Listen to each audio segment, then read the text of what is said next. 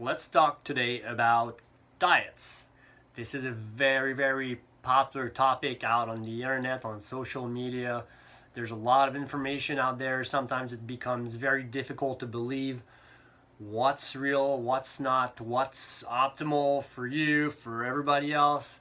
And the big question becomes, what is the best diet out there? There's so many diets that are popular right now, and just to name a few, paleo, keto, vegan, carnivore, the Beachbody diet, the Zone diet.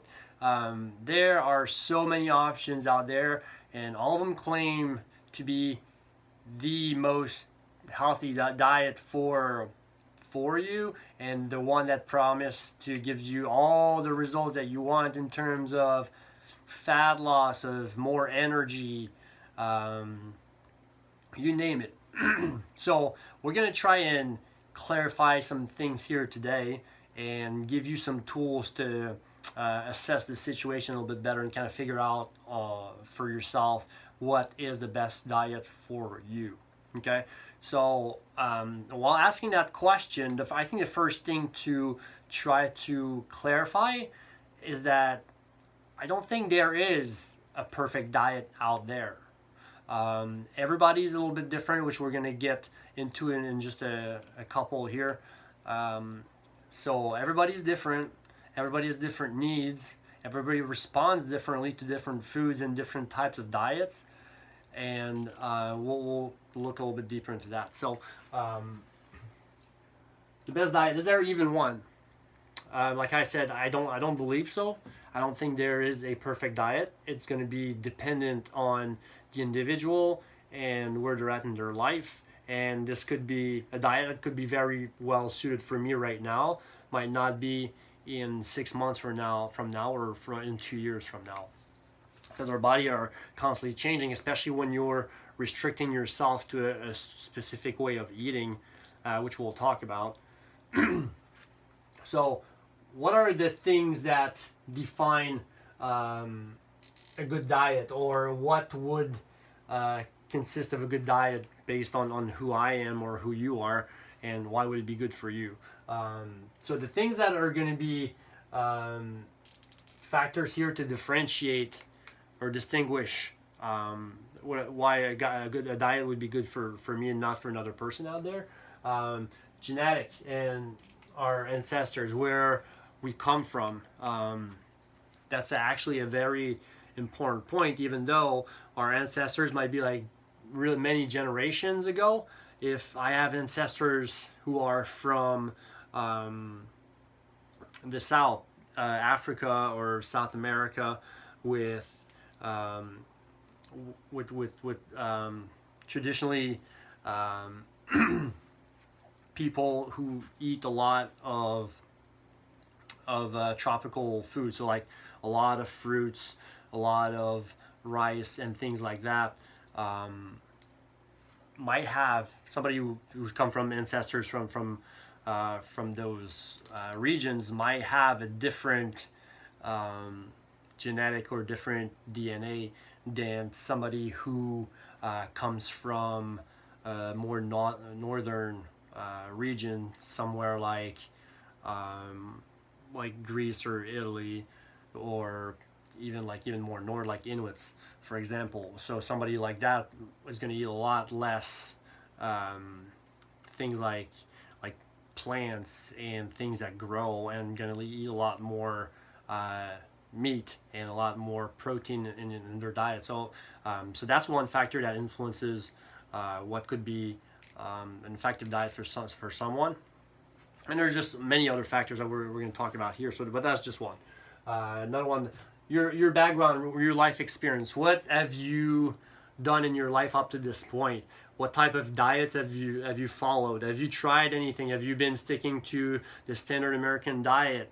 Have you just been shoving food down your throat for like many years and led you to like significant weight gains?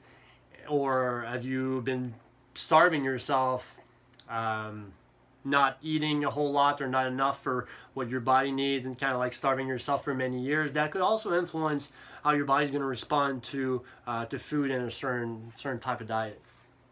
Where you live, kind of like what I mentioned with the genetic and ancestors.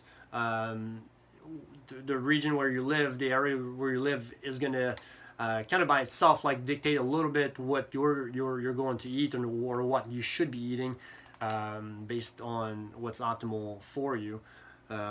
Although we live in a day and age where it's pretty easy to find any types of food anywhere you live, for the most part, in a very evolved society, should I say. And then your gut microbiome, again, based on your genetic and what you've been eating through your life and other factors as well. Your gut microbiome is like a small ecosystem in itself that reacts a certain way to the food that you put in your body, and this could be completely different from one person to the next. So if I eat potatoes, for example, this could make me feel really, really bloated, and somebody else could just really thrive on that and gives them a lot of energy, feel really good on that, based on just how your body reacts to that. So that's another thing to keep in mind. So all those things kind of like I'm just making the point here that there's not really a perfect diet for everybody because of all those factors here. The next thing that this leads me to is the number one key determinant to find out what is the best diet for you is something very, very simple, is just to listen to your body.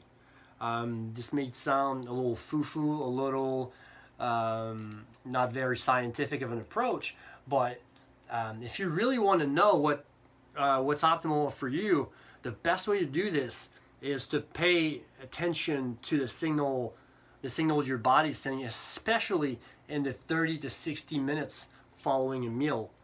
So for example, if you eat like a big lunch with a lot of pasta and some bread on the side, and like less than an hour later you feel like you just need to take a nap,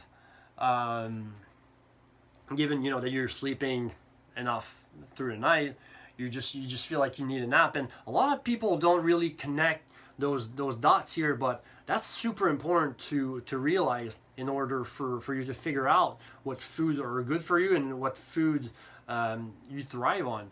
Is excuse me, is being able to listen to the signals your body is sending you. If you eat like a ton of carbs or a ton of sugar or something that's highly processed and your body just doesn't agree with that, it's going to make you real tired, and that's just one of the symptoms that can be triggered from foods that don't agree with what your body needs. So just really paying attention to that, paying attention to your energy level after you eat, paying attention to your digestion. Are you feeling bloated? Are you feeling gassy? Those are all signs that point to something that you're eating that doesn't agree with you. Your mental focus. Are you feeling foggy headed? Do you feel like you need a coffee or another stimulant to like get you focused back to work after you eat lunch? And satisfaction. Did you eat something that makes you feel not overly full, but satisfied? A feeling where you don't feel hungry anymore, but you also don't feel like you need to go for a sweet or for a stimulant or for a dessert or something along those lines. Are you giving your body everything it needs? And some of it is going to be connected to the fact that there's so many very highly palatable foods in 2019 that our brains is conditioned to wanting some sweet, some candy, a piece of dessert following a meal. But really, that's really not necessary, obviously. So listening to your body, listening to those signals your body is sending you is going to be huge. And again, I can't emphasize that enough. This is going to be the main determining factor in trying to figure out what you should be eating and what agrees with you. That's really what's going to start leading you in the right direction. Kind of along those lines as well. um, that's a good sign right there. If you're eating well, if you're feeling good, you have a lot of energy. If you also pay attention to those good feelings, not just the negative ones. If you have like a good meal, you're eating, for example, a chicken breast with some rice and some broccoli, or a steak with a potato on the side and some green beans, and you eat a meal like that, and you feel good, assuming you didn't eat too much of it, assuming it wasn't cooked with bad quality oils or any processed food, that processed ingredients that was added to that mix, and you're just eating that and you're feeling really good, you're satisfied, you don't feel overly stuffed, you feel like you have a lot of energy, you don't feel like you need to take a nap, your digestion's going well. Just paying attention to those feelings. The more you eat healthy, the healthier you eat, the more you pay attention to those feelings, the more you're going to be tempted to follow a healthy diet and eat things that are good for you. So that kind of helps reinforce that pattern, and not just eat for the purpose of losing body fat or gaining muscle mass or whatever else you're trying to accomplish with your body composition goals. Is really realizing the deeper effect this has on you and how you feel, and how it's giving you energy to carry on through your day and be able to do all the things you want to do. So paying attention to your body, once again, I can't stress it enough, that's like the main determining factor in trying to figure out the best thing for you.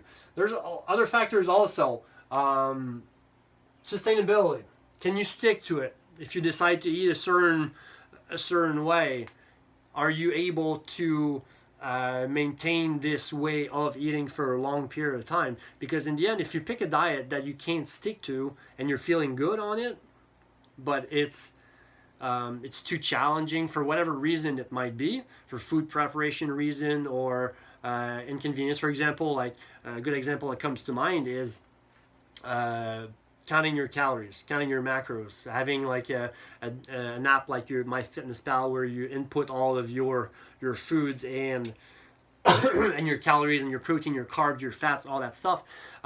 This can be a very interesting tool to use every once in a while to give you feedback on where you're at in your diet, how much you're consuming, but not necessarily something you want to do in the long term and be dependent on that, because then that becomes kind of overbearing to always have to count how many grams of protein am I eating, how many grams of carbs am I eating, how many calories am I eating, and kind of always relying on that. So that would be a good example of something that's not necessarily sustainable for most people. Outside of like the fitness industry, there's some people that might be able to sustain that for longer periods of time, people extremely driven and focused on their diet. But just for regular people and regular athletes who are not like obsessive about their foods and their diet, counting their calories and counting their macros is going to feel like a chore, like excessive amount of work to maintain. So that's just not sustainable in the long term. So that's where like going back to listening to your body is a better way to kind of gauge that. Convenience. Are you following a diet that requires too much preparation, for example, or too restrictive in the sense that if you go out to eat with friends or you get invited for dinner somewhere, and then you can't eat because you're so restricted in your choices, in the long run you're just not going to be tempted to stick to it because the restrictions are too great, especially if there's like food you crave and whatnot. And the last thing here is, does that diet match your lifestyle and your training? For example, the biggest example that comes to my mind here is a CrossFit athlete or somebody doing really high intensity training, like an MMA athlete, try to follow a ketogenic diet. Ketogenic diets have many benefits, but they also have some drawbacks here that aren't necessarily, or the diet isn't necessarily for everyone. So it's important to understand that if you're trying to follow a diet that is extremely low in carbs and following a type of activity like CrossFit or another type of training that's really high intensity that requires a lot of energy, a lot of quickly accessible energy, you're not going to be able to sustain that very long because I'm going to try not to go too deep into that, but when you follow a keto diet, is you're teaching your body how to use fat as a fuel source. But when you use fat as a fuel source, it's also a much slower conversion process than using carbs and sugar and stored muscle glycogen as a fuel source that's more immediately accessible, which is what you need for high intensity training methods. So does your diet match your lifestyle and your training? So hopefully this gives you a pretty good glance and a pretty good indication of what's important, what you need to consider in order to pick a diet or eating healthier. And I put some general rules here to adhere to it. They're not necessarily extremely strict rules, but generally speaking, this is what works for most people. Focusing on unprocessed foods, things that don't come in a bag or a box prepackaged that has a lot of additives to it, no preservatives, all that type of stuff. Something that is most of the time single ingredient food. So any types of meat, any types of fruits and vegetables, eggs, rice, oats, quinoa, that type of stuff. Okay, so foods that are largely unprocessed and made of one single ingredient. Usually this is a pretty good indication of unprocessed food. And if you go that direction, focusing on unprocessed food, you're doing a lot of right things for your body and for your diet. Protein to feel satisfied. Protein has a highly high satiety level to it, meaning if you eat a lot of protein or enough protein in your diet, it's going to make you feel satisfied and full from a meal versus a meal that doesn't have a lot of protein. So it's going to be able to keep you fuller longer and not make you super hungry like 2 hours after you eat because you didn't have enough protein with your meal. So in terms of appetite control, protein is very important because it does a really good job at that. Carbs based on activity level. I kind of touched on it right here talking about lifestyle and training. Carbs are rapid available energy that can be used for high intensity activity or for people who are up on their feet and moving a lot, somebody who works construction or any type of physical labor intensive job will probably want to eat more carbs than somebody who works in an office and doesn't train very hard, might do a couple yoga class per week, for example. That person probably wouldn't need as much carb as the person who works on the construction and then trains really hard. Okay, so that's really important to understand as well, because again, carbs are rapidly accessible source of energy, and when you eat a lot of it and your body doesn't need it, it's just going to store it as fat, as fuel, as reserves for later, and we might never need that. Fat is not evil. I think we've come a long way as a society in terms of realizing that, but based on old beliefs from the 80s mostly, where all the low fat craziness was happening, all the low fat diets, low fat salad dressing, low fat meals, low fat meats, everything, eating only egg whites, all that stuff.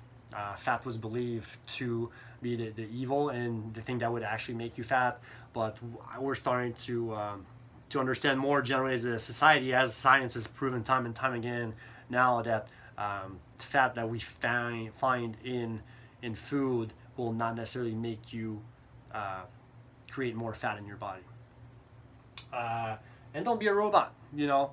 Allow yourself to be a little bit flexible with your diet. If you decide to go on a diet or eat healthy, or improve your eating habits, you don't need to be perfect 100% of the time. And that's, I think, a lot of people get a little bit confused with that, because they'll go on a crash diet for 30 days and then they'll just like get completely off the wagon after 30 days because it's too difficult and unsustainable. But the main thing to understand here is if you're doing a really, really good job 80 to 90% of the time, then you can't allow yourself a little bit of freedom like the rest of the time, because you know that the majority of the time you're focusing on what your body needs and you're doing things right to give yourself more energy, to feel good, to burn fat, all those things. Pardon me. So again, like, and for most people, 80 to 90% of the time, if you're eating 3 meals per day, 7 days a week, that's 21 meals. That allows you about 2 to 3 meals per week where you can have a little bit more freedom. If you're going out with friends, and you can grab a couple of slices of pizza and a beer, or you can have an ice cream cone on a Saturday night, on a hot summer night. So, you know, just things like that to keep in mind. That's okay to do those things also, as long as you keep it yourself in check.